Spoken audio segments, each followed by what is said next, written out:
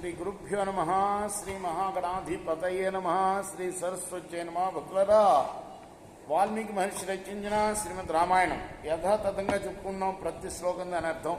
ఇందులో భాగంగా నేటి వరకు మనం బాలయోధ్యారణ్య కిష్కింద సుందర యుద్ధకాండలు పూర్తి చేసి ఉత్తరాఖండలోని 24వ సర్గ వరకు చెప్పుకున్నాం. ఈ రోజున 25వ సర్గను ప్రారంభం చేద్దాం. ప్రారంభించే ముందు వాల్మీకి మహర్షిని ప్రార్థన చేసుకుందాం. కూజంతం రామ రామేతి మధురం మధురాక్షరం ఆరుహ్య కవితా శాఖం వందే వాల్మీకి కోకిలం. అంజనానందనం వీరం జానకీ శోకనాశనం కపీశమక్షంతారాం వందే లంకా భయంకరం.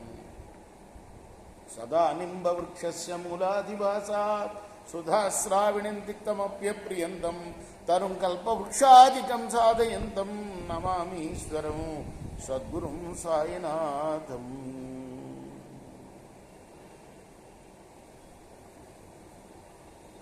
అసలు ఘట్టం ఏమిటయ్యా అంటే, మేఘనాథుడు ఎవరైతే ఇంద్రజిత్ అని మనం పిలుస్తామో ఆయన పేరు, అసలు పేరు మేఘనాథుడు కదా. ఇంద్రుణ్ణి జయించాడు కాబట్టి ఇంద్రజిత్ అయ్యాడన్న. వాణ్ణి జయించినందుకు, వాణ్ణి సంహరించినందుకు అందరూ అభినందిస్తుంటే రాముడికి మామూలు మానవుడిలాగానే ప్రవర్తించాడు కదా రాముడు. ఇదేమిటి రావణాసురుని చంపితేలేంది? అగస్త్యుడు చెప్తున్నాడు. ఆ వృత్తాంతం అంతా చెప్పుకున్నాం మనం చాలా రోజులుగా కదా. సతు దత్వా దశగ్రీవో బలం ఘోరం కరస్య తత్ భగినీం సమాస్యాహృష్ట స్వస్థతరో భవత్. రావణుడు కరుడికి భయంకరమైన సైన్యాన్ని ఇచ్చి సోదరుని ఓదార్చి స్వస్థచిత్తుడయ్యాడు. తతో నుకుంభిలానామా లంకోపవనముత్తమం తద్రాక్షసేంద్రో బలవాన్ ప్రవివేశ సహానుద. ఆ తర్వాత రావణుడు అనుచరులతో కలిసి నికుంభిల అనే ఉద్యానవనానికి, అది లంక దగ్గరలోగా ఉంటుందిరా, అక్కడికి వెళ్ళాడు. తతో యూప శతాకీర్ణం సౌమ్య చైత్యోపశోభితం దదస్య విష్టితం యజ్ఞం శ్రియా సంప్రజ్వలన్నివా. అక్కడ ఒక మహాయజ్ఞం జరుగుతుండటం చూశాడు వాడు రావణాసుడు. 100 కొలది యూపస్తంభాలున్నాయి.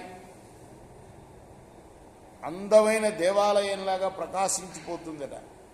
అటువంటి యజ్ఞం జరగడం చూశాడు అక్కడ. తతః కృష్ణాజినధరం కమండలు శిఖాధ్వజం దదస్య ససుతం తత్ర మేఘనాథం భయాభగం. ఎవరు చేస్తున్నారు ఆ యజ్ఞం? శిఖ ధరించాడు, దండం ధరించి కృష్ణాజనం కట్టుకొని తన కుమారుడే మేఘనాథుడే అక్కడ కనపడ్డాడు. తం సమాసాజ్జలంకేశ పరిశ్వజ్జాధ బాహుభి అబ్రవీత్ కిమిదం వత్స వర్తసే బ్రూహితత్వత. రావణుడు వాడి దగ్గరికి వెళ్ళి కౌగులించుకొని, వత్స ఏం చేస్తున్నావు నువ్వు అని అడిగాడు. ఉశరాత్వబర్విత్తరా యజ్ఞ సంపత్ సమృద్ధయే రావణన్ రాక్షస శ్రేష్టో ద్విజశ్రేష్టో మహాతపా.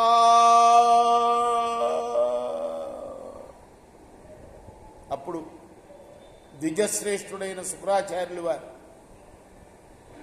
రావణాసురుడితో అన్నాడు, మేఘనాథుడు మాట్లాడకూడదయ్యా, నువ్వు అడిగావు ప్రశ్న బాగానే ఉంది, యజ్ఞదీక్షలో ఉన్నాడు, అతను మాట్లాడితే ఇప్పుడు ఈ యజ్ఞం అసంపూర్ణం అవుతుంది అని శుక్రుడు సమాధానం చెప్పాడు. అహమాక్షామి తే రాజను శ్రూయతాం సర్వమేవ తద్యజ్ఞాస్తే సప్తపుత్రేణ ప్రాప్తాస్తు బహువిస్తరా. నీకు నేను చెప్తా విషయమంతా. నీ పుత్రుడు చాలా గొప్ప యజ్ఞాలు 7 పూర్తి చేశాడు.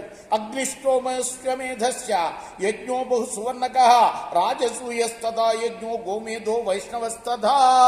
అగ్నిష్టోమము, అలానే అశ్వమేధము, రాజసూయము, గోమేధము, వైష్ణవము అనే యజ్ఞాలు పూర్తి అయ్యాయి.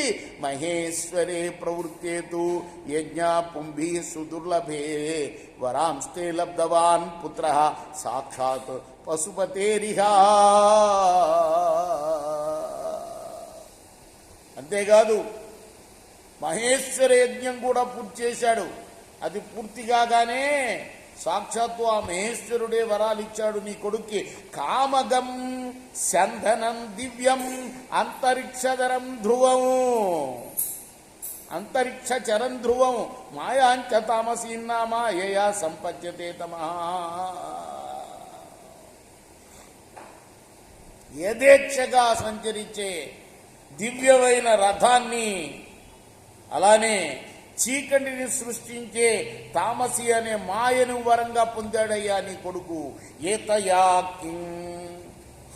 ఏతయా కిల సంగ్రామే మాయయా రాక్షసేశ్వర ప్రయుక్తయా గతి శక్య నహి జ్ఞాతుం సురాసురై రాక్షస రాజా. యుద్ధంలో ఈ మాయను కనుక ప్రయోగిస్తే అసురులు కూడా ఇతని యొక్క సంచారాన్ని తెలుసుకోలేరు. ఏమిటది? తామసి అనే మాయ వరంగా పొందాడు, కనపడకుండా పోవటం అనే మాయ అన్నమాట. అది అక్షయా విశుద్ధి బాణై శాపంచాపి సుదుర్జయం అస్త్రంచ బలవద్రాజన్ శత్రు విధ్వంసనరణే. అంతేకాదు బాణాలతో నిండిన అక్షయమైన అంబుల పొదుల్ని, జయంత శక్యంగాని ధనస్సుని, యుద్ధంలో శత్రువుల్ని నశింపచేసే బలంగల అస్త్రాలని కూడా పొందాడయ్యా. అస్త్రాలంటే మంత్రసహితమైనవి, శస్త్రాలంటే మామూలు శస్త్రాలు, బాణాల పొదలు, అవే కాకుండా అస్త్రాలను కూడా పొందాడయ్యా.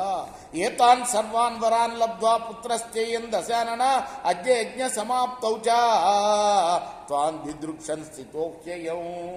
ఈ వరాలన్నీ సంపాదించి ఈనాడు యజ్ఞ సమాప్తి దివసమునందు నిన్ను చూడాలన్న కోరికతో ఉన్నాడు నీ కొడుకు. తతో బ్రవీద్ దశగ్రీవో న శోభనమిదం కృతం పూజిత శత్రవో యస్మాత్ ద్రవ్యేంద్ర పురోగమా. అప్పుడు రావణుడు అన్నాడు, వీడు చేసిన పని మంచిది కాదు. ఎంచేతంటే వీడు నా శత్రువులను పూజించాడు. యజ్ఞం చేయడం అంటే ఏంటి? ఇంద్రుడు కదా యజ్ఞాతి దేవత, అతన్ని పూజించాడు, నా శత్రువుని. ఏహి దానీం కృతం యద్ది తద కర్తున్న శక్యతే ఆగచ్చ సౌమ్య గచ్చామః స్వమేవ భవనం ప్రతి. నాయన జరిగిపోయింది కానీ దాన్ని మార్చలేం కదా. ఇక రా, నా వెంట రా. తతో గత్వా దశగ్రీవ సపుత్ర సవిభీషణ స్త్రియోవతారయామాస సర్వాస్తా బాష్పగద్గదా. ఆ తర్వాత రావణుడు తన కొడుకుతోటి విభీషణుడితోటి కలిసి వెళ్ళి కన్నీటితో దగ్గుత్తికతో ఉన్న, అంటే దగ్గుత్తిక అంటే కుత్తుక అంటే ఏంటి? గొంతు చీరబోయింది పాపం, ఏడ్చేవాడు. ఆ స్త్రీలందరినీ విమానం నుండి దింపాడు. లక్షిణ్యో రత్నభూతాశ్చ దేశదానవ రక్షసాం తస్యతా సుమతిం జ్ఞాత్వా ధర్మాత్వా వాక్యమబ్రయీత్. ధర్మాత్ముడైన విభీషణుడు దేవదానవ రాక్షసుల్లో రత్నములైన సర్వలక్షణ సంపన్నులైన ఆ స్త్రీలను చూచి వాళ్ళ విషయంలో రావణుడి యొక్క అభిప్రాయాన్ని తెలుసుకుంటానికి ఇలా అన్నాడు. ఈదృశైస్త్వం సమాచారై యశోద్ధ కులనాశనై దర్శనం ప్రాణినాం జ్ఞాత్వా స్వమతేన విచేష్టసే.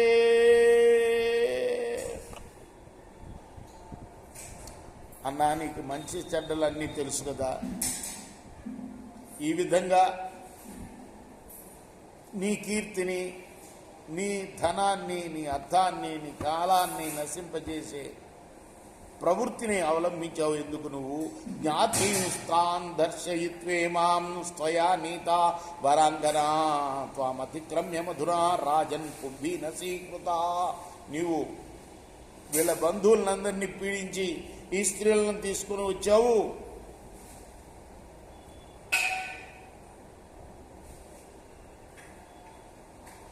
రావణస్త్వబ్రవీద్వాక్యం నావగచ్చామి కింకృతం కోయం యస్తు త్వయా ఖ్యాతో మధుచ్చేవ నామతః.